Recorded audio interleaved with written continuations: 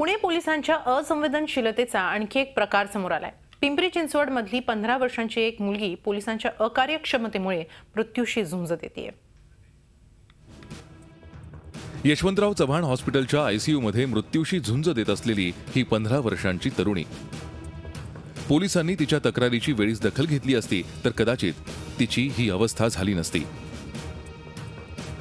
31 डिसेंबरच्या रात्री या तरुणीला भोसरी इंद्रायणी नगर भागातल्या राहत्या घरी 3 तरुणांनी छेडण्याचा प्रयत्न केला। तिच्या आईनं मुलांना अडवण्याचा प्रयत्न केला, पण या मुलांनी आईलाही धक्काबुक्की केली। त्यानंतर या मुलीच्या आईनं भोसरी MIDC पोलीस स्टेशन मधले उपनिरीक्षक SH भागवत यांच्याकडे तक्रार दाखल केली, पण या मुलांवर काहीही कारवाई करण्यात आली नाही। त्यानंतर 2 दिवसांनी होणाऱ्या त्रासाला कंटाळून मुलीनं आत्महत्येचा प्रयत्न केला।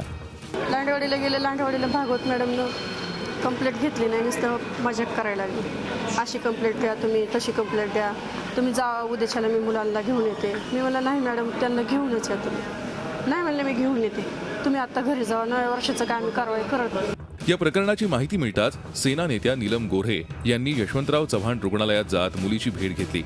संबंधित अधिकाऱ्यांवर कडक कारवाई करण्याची मागणी त्यांनी केली। जे अधिकारी चांगलं काम न करता अशा पद्धतीने दबावाला बळी पडतायत याचा पूर्ण आढावा घेऊन मोठ्या प्रमाणात सामूहिक बदल्या आणि ज्यांनी दुर्लक्ष केली आहेत, आतापर्यंत ज्या केसेसमध्ये निकाल तर झालेलेच नाही, आरोपी पण सापडले नाही आहेत, त्या सर्व ठिकाणच्या बद्दल एक कठोर कारवाई सन्माननीय मुख्यमंत्र्यांनी करावी अशी आमची मागणी आहे। गेले काही दिवस भोसरी पोलिसांच्या अकार्यक्षमतेची अनेक उदाहरणं पुढे आली आहेत। आता तर त्यांच्या या असंवेदनशीलतेमुळे एक निरपराध तरुणीला मृत्यूशी झुंजावं लागतंय।